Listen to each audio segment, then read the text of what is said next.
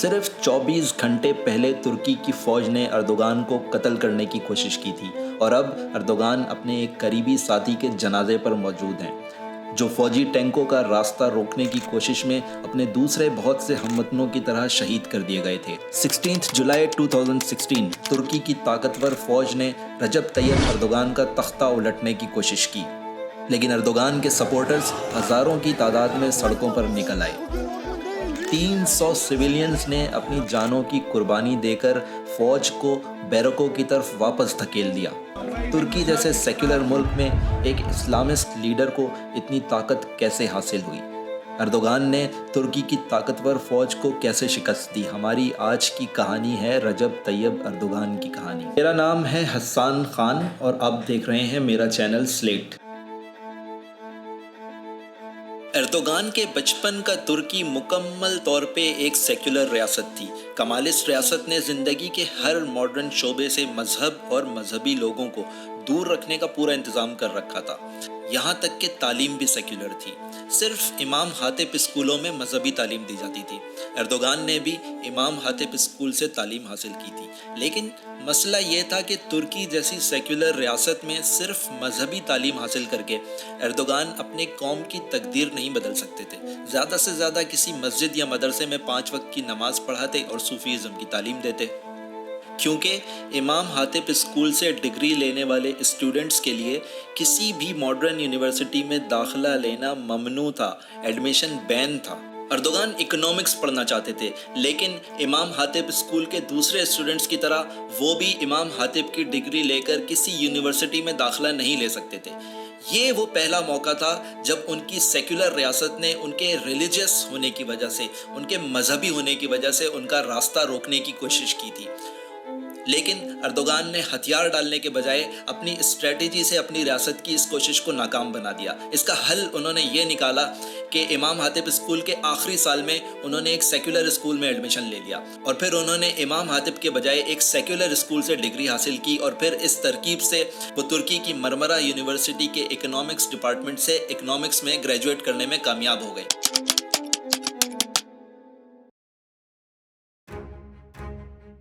دوستو، یہاں پر میں تھوڑا سا ترکی کا پولیٹیکل بیک گراؤنڈ بتا دوں تاکہ ہمیں ان واقعات کو سمجھنے میں آسانی ہو۔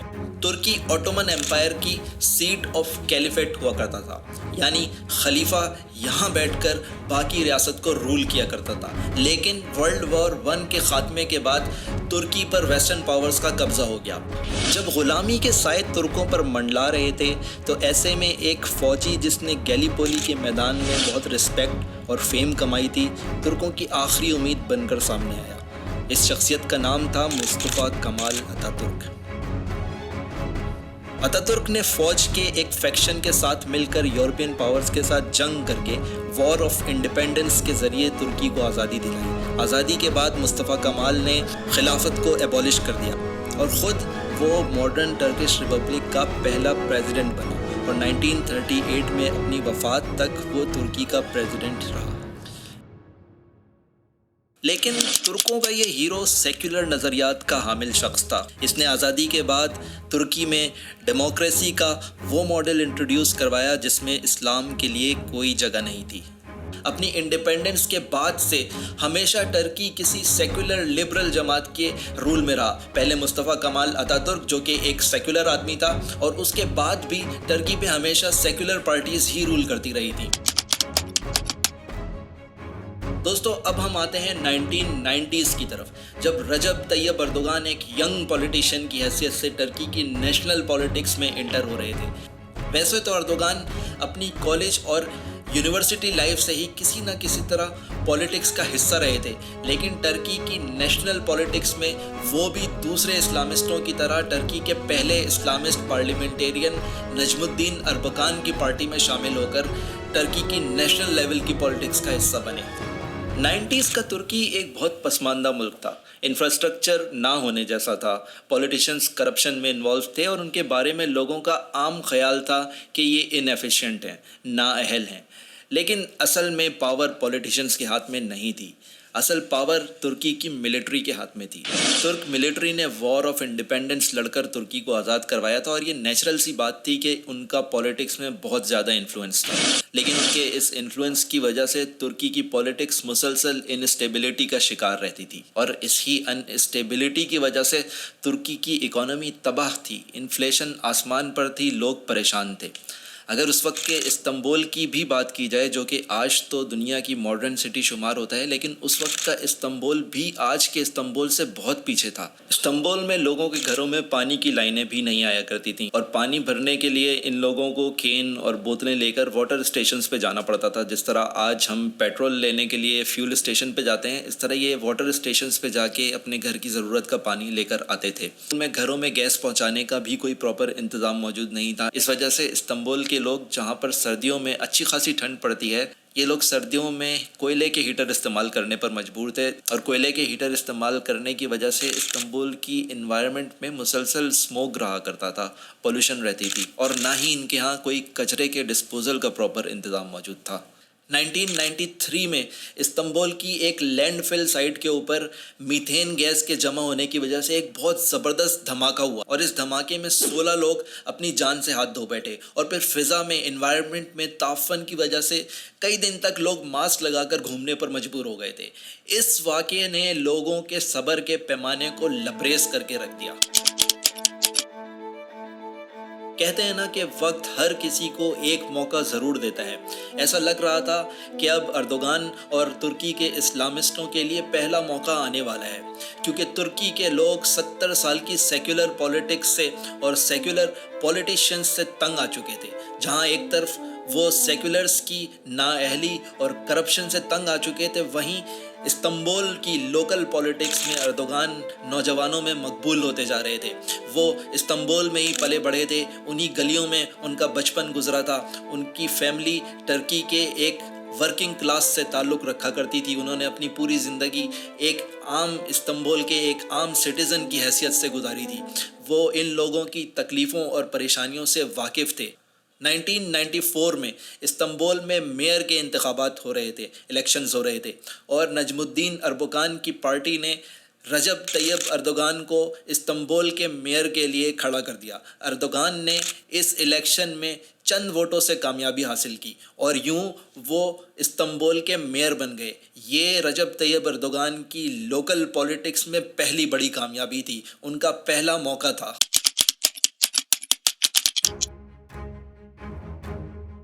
یوں لگنے لگا تھا جیسے ٹرکی کی پولیٹکس میں ایک بڑی تبدیلی آنے والی ہے۔ ٹرکی میں 1995 میں جنرل الیکشنز ہوئے، جن میں ویسے تو کسی بھی پارٹی کو کلیئر میجورٹی حاصل نہیں ہو سکی، لیکن نجم الدین اربکان کی پارٹی RP باقی تمام پارٹیز سے زیادہ سیٹیں لینے میں کامیاب ہوئی، اور پھر انہوں نے ایک کولیشن گورنمنٹ بنائی۔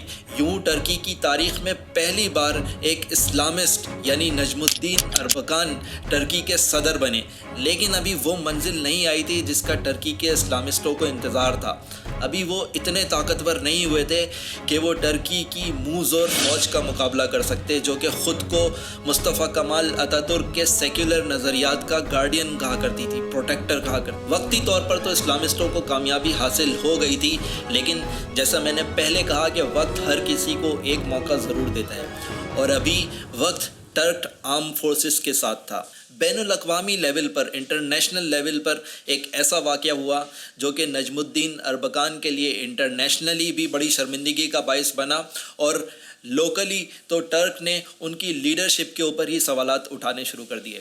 دراصل واقعہ کچھ یوں ہوا کہ وزیر اعظم بننے کے بعد نجم الدین اربکان ٹرکی کو ویسٹرن پاورز سے ڈسٹینس کرنا چاہتے تھے۔ وہ چاہتے تھے کہ ٹرکی کا اسلامی ممالک کے ساتھ بلاک بنے، ان کے ساتھ ان کے تعلقات بہتر بنائے جائیں، اس لیے وہ مختلف اسلامی ممالک کے دوروں پر روانہ ہوئے۔ اسی سلسلے میں وہ لیبیا کے لیڈر معمر قذافی سے ملنے کے لیے پہنچے۔ دونوں لیڈرز کی ملاقات ہوئی، اور پھر جوائنٹ پریس کانفرنس کے موقع پر جب نجم الدین اربکان ان کے سامنے بیٹھے تھے، معمر قذافی نے ٹرکی کی فورن پالیسی کے اوپر شدید تنقید کرتے ہوئے کہا کہ ٹرکی کی فورن پالیسی الف سے یہ تک غلط ہے۔ انہوں نے ٹرکی اور امریکہ کے تعلقات کو بھی شدید تنقید کا نشانہ بنایا، اور اس کے ساتھ ہی انہوں نے کہا کہ ٹرکی اسلام کو بھلا کر ویسٹرن پاورز کا غلام بن گیا ہے۔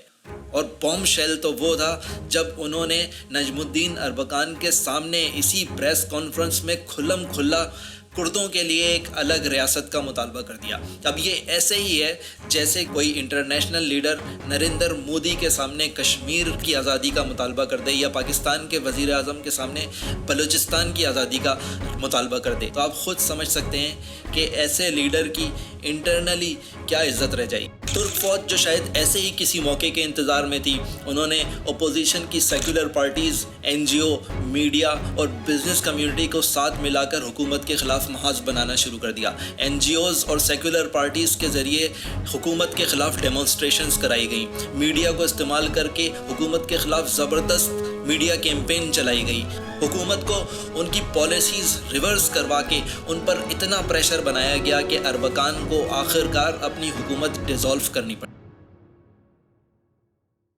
حکومت کے خاتمے کے بعد امریکن سیکریٹری میڈلین البرائٹ کے بیان سے یہ بات بھی واضح ہو گئی کہ اس سافٹ کو امریکن سپورٹ بھی حاصل تھی۔ رجب طیب اردوغان اس وقت تک نجم الدین اربکان کی ہی پارٹی کے ایک ممبر کی حیثیت سے استنبول کے میئر تھے۔ ان کو اپنی حکومت کے جانے کا صدمہ تو ضرور ہوا ہوگا، لیکن وہ بہت خاموشی اور صبر کے ساتھ یہ سب کچھ استنبول میں دیکھ رہے تھے۔ انہوں نے اپنے فیوچر کے لیے بہت امپورٹنٹ لیسنز یہ سب کچھ دیکھ کر نوٹ کر لیے تھے، جن کو وہ آگے استعمال کرنے والے تھے، لیکن ابھی تو وہ بہت خاموشی کے ساتھ اپنے کام یعنی استنبول کی میئرشپ کے اوپر فوکس تھے، کیونکہ استنبول کی میئرشپ اب ان کے لیے میک اور بریک کا مسئلہ بن چکی تھی۔ یہی میئرشپ ان کے پولیٹیکل کیریئر کو ہمیشہ کے لیے ختم بھی کر سکتی تھی، اور یہی میئرشپ ان کو اقتدار کی راہداریوں تک پہنچا سکتی تھی۔ انہوں نے استنبول کے میئر کی حیثیت سے تاریخی کام کر کے دکھایا۔ انہوں نے گیس پائپ لائنز بچھوا کر لوگوں کے گھروں تک گیس پہنچائی تاکہ وہ کوئلے کے بجائے الیکٹرک ہیٹرز استعمال کریں، اور الیکٹرک ہیٹرز کے استعمال سے استنبول کی اسموک پولوشن کا مسئلہ بہت واضح طور پہ حل ہو گیا۔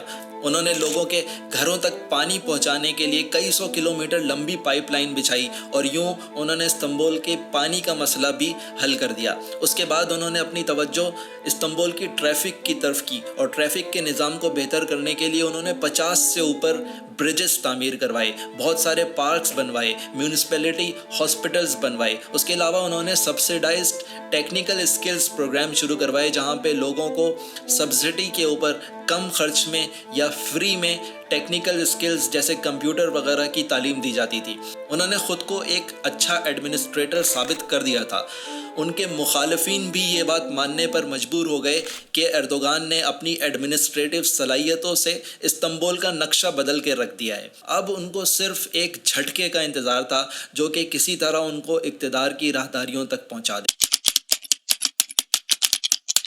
رجب طیب اردوغان کا ستارہ طلوع ہو رہا تھا اور نجم الدین اربکان کا ستارہ غروب ہو رہا تھا۔ اربکان کی مشکلات یہیں ختم نہیں ہوئی تھیں۔ ان کو پریمیئر شپ سے نکالنے کے بعد فوج نے عدالتوں کے ساتھ مل کر ان کی پارٹی پر ملک کی سیکولر روایات سے بغاوت کا الزام لگا کر بین لگا دیا۔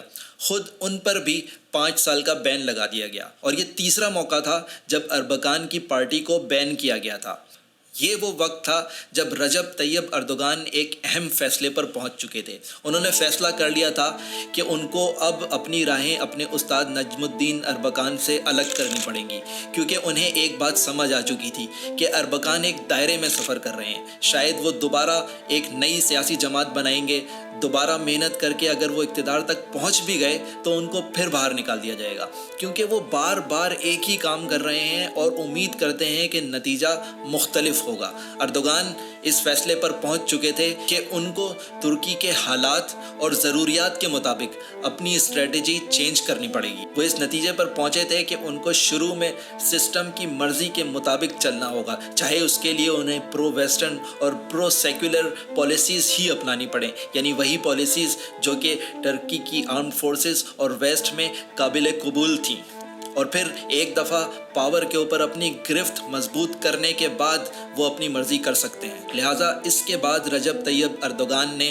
نجم الدین اربکان سے اپنی راہیں الگ کی اور خود اپنی پولیٹیکل پارٹی بنائی، جس کا نام تھا AKP یعنی اکپ پارٹی۔ اور مسئلہ صرف ویسٹ یا ٹرکش آرمڈ فورسز کا ہی نہیں تھا۔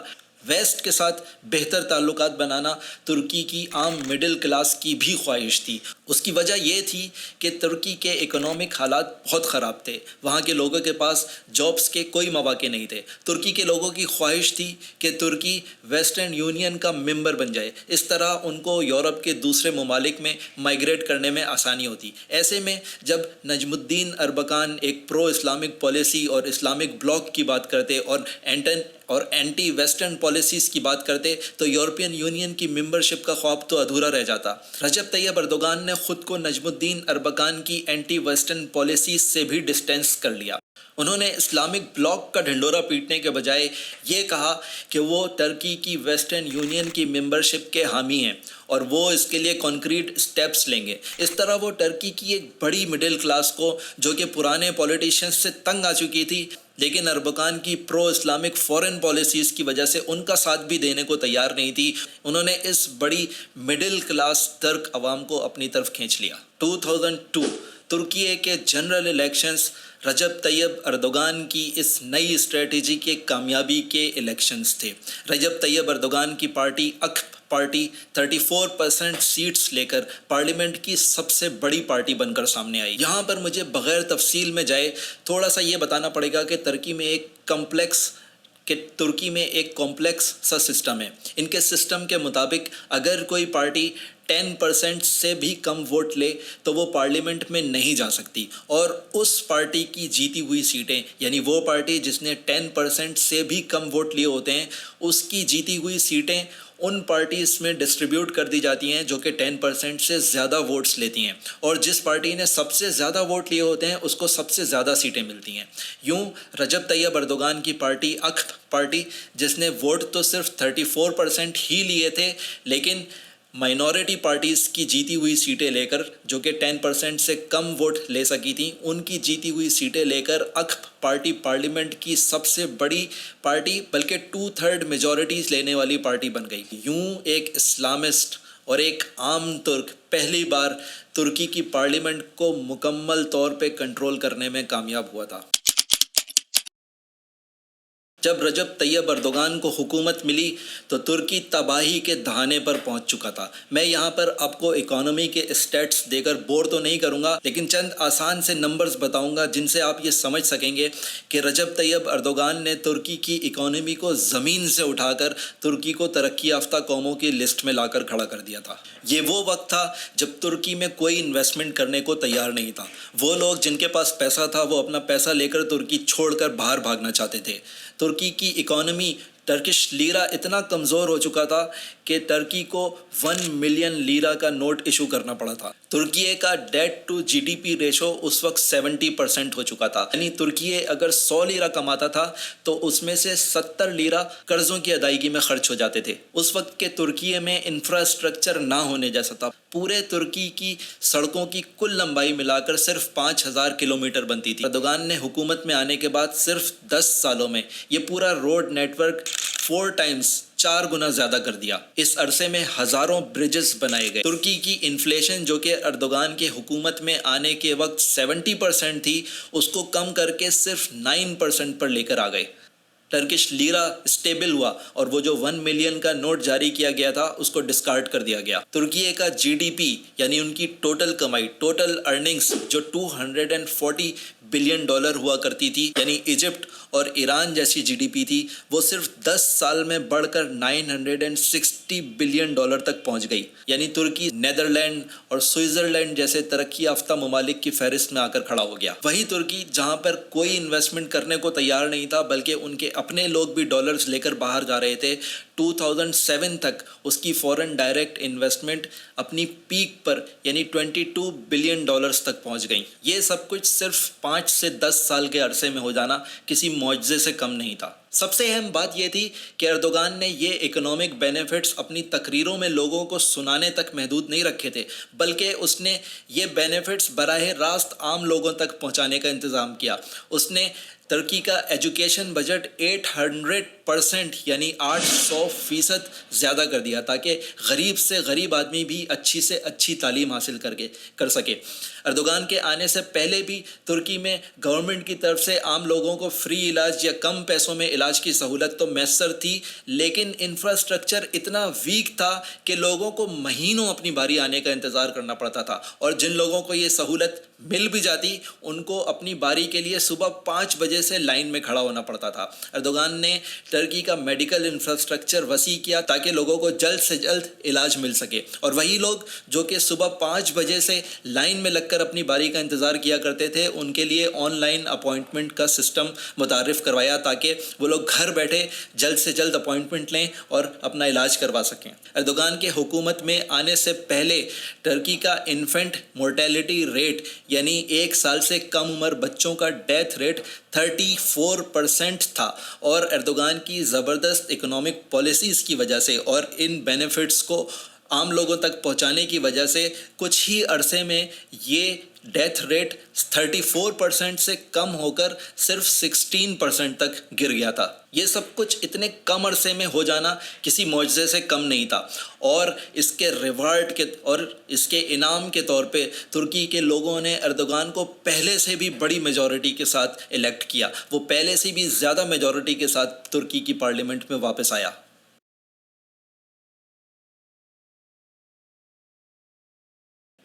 لیکن اردوغان یہاں صرف اکنامک میریکل کے لیے نہیں آئے تھے، وہ ترکی کو، جو کہ ایک بہت زیادہ سیکولر ریاست تھی، اس میں کچھ اسلامک ریفارمز بھی کرانا چاہتے تھے۔ اس اکنامک میریکل کے بعد اردوغان کو ترکی کی عوام میں اتنی سپورٹ حاصل ہو چکی تھی کہ اب وہ ترکی کی طاقتور فوج کا ترکی کی انٹرنل پالیٹکس میں انفلوئنس کم کر سکتے تھے۔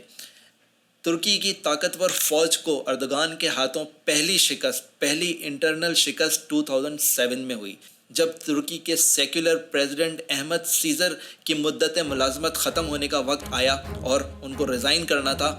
اس وقت اردوغان کی پارٹی یعنی اکپ پارٹی نے اپنا پریزیڈنٹ عبداللہ گل نامزد کیا۔ عبداللہ گل ایک اسلامسٹ تھے۔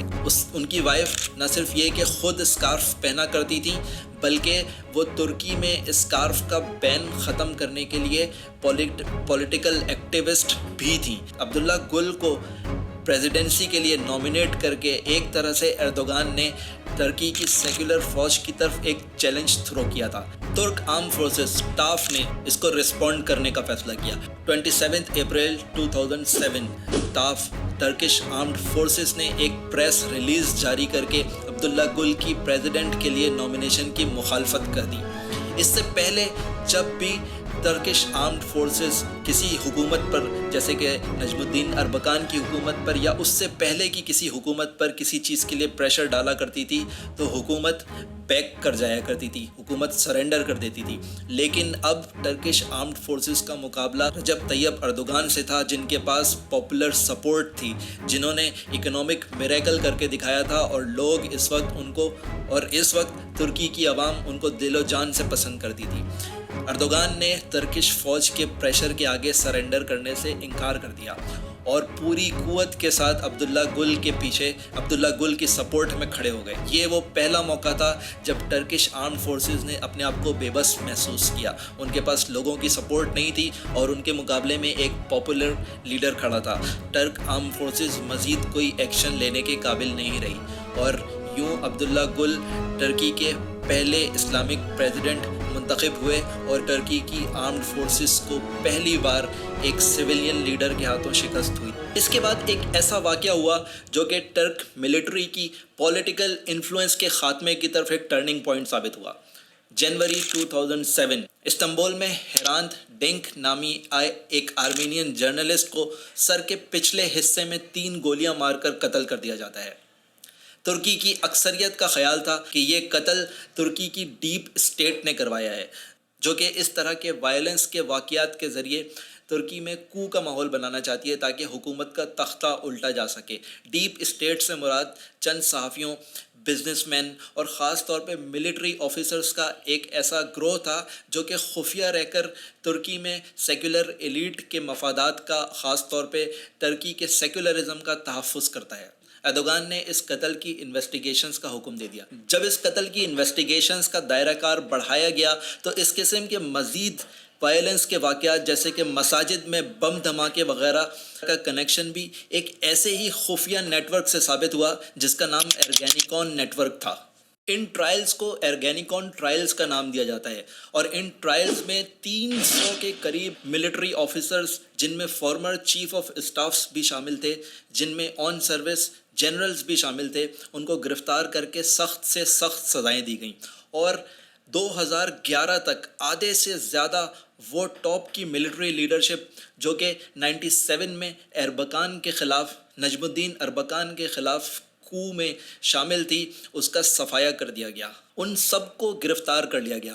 اردوغان پہ یہ الزام لگایا جاتا ہے کہ انہوں نے ان کیسز کا، ارگینیکون ٹرائلز کا فائدہ اٹھاتے ہوئے بہت سے غلط کیسز بھی بنا کر ان تمام ملٹری آفیسرز کو سزائیں دی جنہوں نے 97 کے کو میں حصہ لیا تھا۔ نہ صرف ملٹری آفیسرز بلکہ صحافی اور بزنس کمیونٹی کے لوگوں کو بھی سزائیں دی گئیں۔ ترک آرم فورسز اور اردوغان کے درمیان اس لڑائی کا کلائمیکس اس وقت ہوتا ہے جب 2011 میں ٹرکی کی آرمڈ فورسز، ایئر فورس اور نیول فورس کے ٹاپ سروس جنرل ریزائن کر جاتے ہیں۔ یہ ایک طرح سے ٹرکش آرمڈ فورسز کا سرنڈر کا، شکست کا اعلان تھا۔ اس موقع پر ایک ترک صحافی نے لکھا تھا کہ یہ پرانی ترک ریپبلک کا خاتمہ ہے اور یہاں سے ایک نئی ترک ریپبلک شروع ہوتی ہے۔ ان ٹرائلز کے نتیجے میں رجب طیب اردوغان ٹاف یعنی ٹرکش آرمڈ فورسز کی ٹرکش پولیٹکس میں مداخلت کو ایفیکٹولی ختم کر چکے تھے۔ اس کے بعد اردوغان نے ٹرکش کورٹس کی طرف اپنا رخ کیا اور ان پر الزام لگایا جاتا ہے کہ انہوں نے ان کورٹس کو جو کہ فوج کے ساتھ مل کے پچھلی حکومتوں کا تختہ الٹتی رہی تھیں، ان کو بھی مختلف لیجسلیشنز کے ذریعے کنٹرول کر لیا تھا۔ جوڈیشری کے ٹاپ ججز کی اپوائنٹمنٹس کو اردوغان نے مختلف لیجسلیشنز کے ذریعے اپنے ہاتھ میں لے لیا تھا۔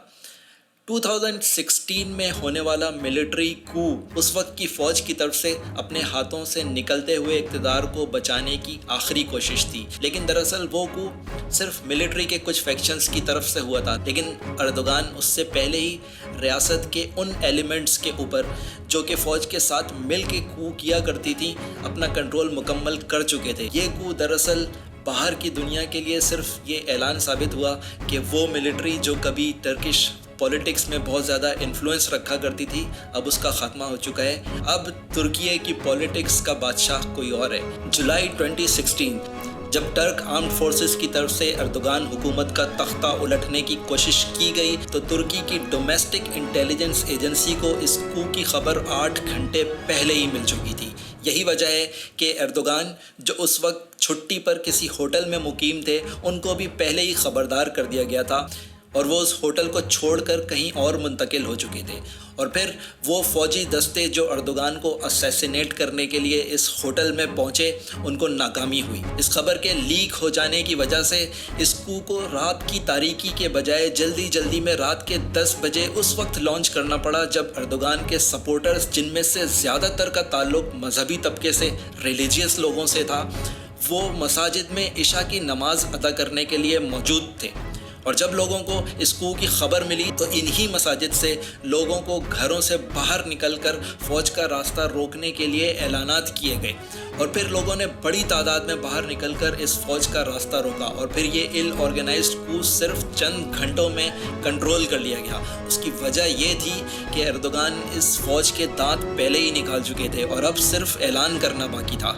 آج رجب طیب اردوغان ترکی کے طاقتور صدر ہیں۔ ویسٹرن پاورز کی بے پناہ خواہش اور ویسٹرن نیوز میڈیا آؤٹلیٹس کے بے پناہ نفرت انگیز پروپیگنڈے کے باوجود وہ 2023 کے الیکشنز میں بھرپور طریقے سے کامیاب ہوئے۔